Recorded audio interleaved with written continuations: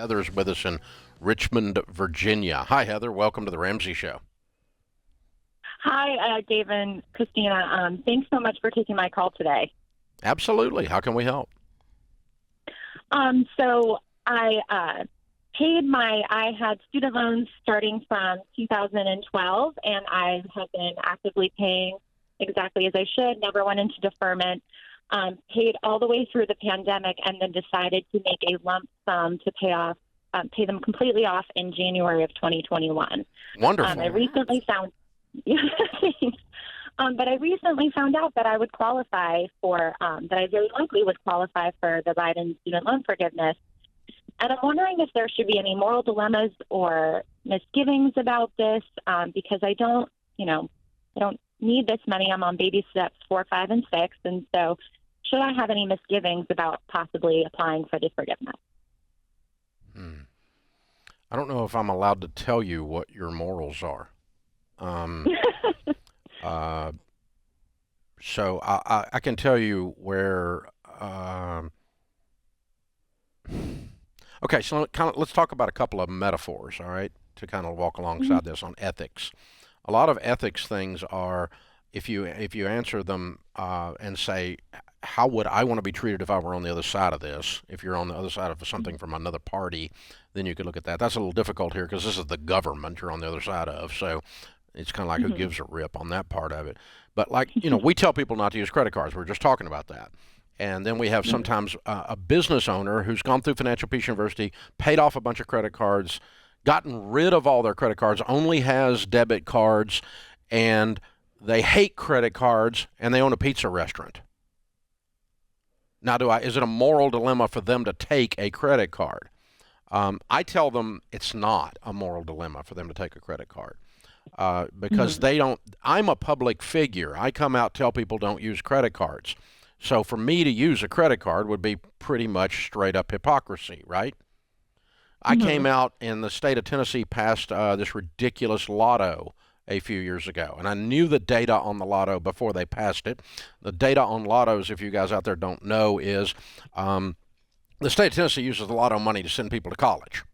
Okay, you get $3,000, $4,000, $5,000, or whatever if you live in the state of Tennessee towards your college from the lotto fund. However, the lotto is primarily played by people in poor zip codes.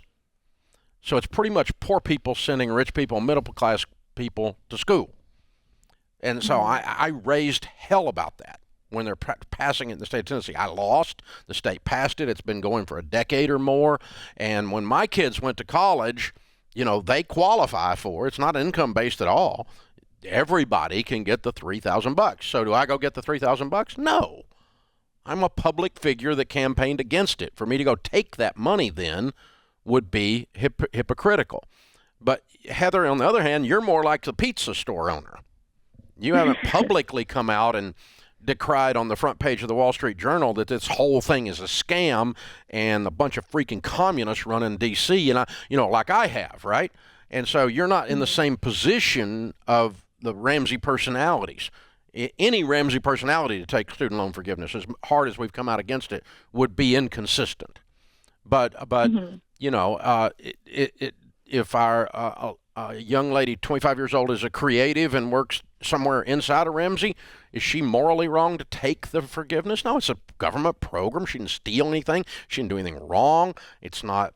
She's not being a ne'er-do-well. So I don't think you have a moral thing.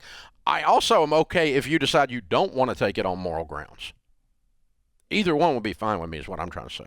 I don't know. You got a lot of thoughts about this. Yeah, I've talked to a lot of people the last several weeks. I've done a lot of Facebook and Instagram lives, hearing people's opinions, and it's just all over the place. A lot of people are really upset about it. A lot of people are super excited about it, and there's just the whole range of emotions. And I think it's hard because I actually put a poll out on my Instagram to see, how people felt, and about 80% of the people that responded had negative reactions. They weren't happy about the forgiveness and all of that. So I could understand if maybe your friends are frustrated about the forgiveness, that you're probably a little bit hesitant. And I think it's okay to say, hey, you know what, I don't know that Washington should have made this decision. Maybe you disagree with the decision, and also still go, but the decision's been made, and I'm going to go ahead and get the forgiveness. I think, like Dave said, it really just depends on your own morals and what you decide, but I think you can feel multiple emotions at the same time. Be frustrated if you want to be frustrated about the decision, but also realize the decision's been made. Possibly, obviously, there's still some loopholes that have to be gone through. We'll see. Yeah. We'll see, but also still get the forgiveness. I don't think it's really, bad if you end up getting some of that money back. Yeah, and I guess another metaphor, and this is probably a little bit harsh of a metaphor, but a lady called in one time that was a single mom who had lost her job and had 2 little kids.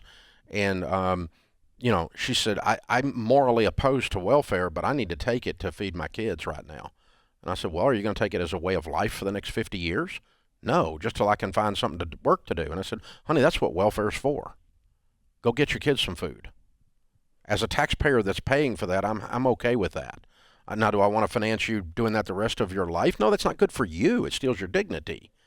But I'm not saying you're some kind of horrible deadbeat single mom feeding your kid with a welfare check. I mean, right. Until you're able to land a job. Yeah. And so that's the same kind of thing. That's probably even more visceral or harsh than this discussion. But so yeah, I'm going to be your friend either way, Heather, is what I'm saying. It doesn't bother me. But I think that people would judge me harshly were I to take that, or my family were to take that after I've taken a public person's stand on it, and I think that would be accurate to judge me that way, because I think that'd be hypocritical. You see what I'm saying? Yeah, I just was feeling a little conflicted, being that I on one hand I can think of a lot of ways that I can, I have a 529 for my daughter that I could put that money into. There you go. Yeah. I'm adopting next year, but then at the same time I know that I don't need that money when so many other people do, that it's really intended for. You're not taking it from someone that would have gotten it if you weren't around. Like, they're not going to go, hey, Heather got hers and we're out, so Joan, you don't get any because Heather took it.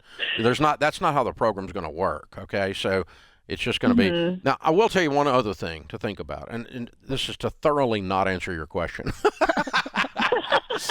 The other thing I do sometimes, particularly when we're dealing with things where I feel like I'm right on something, but I'll just do it anyway out of kindness or generosity.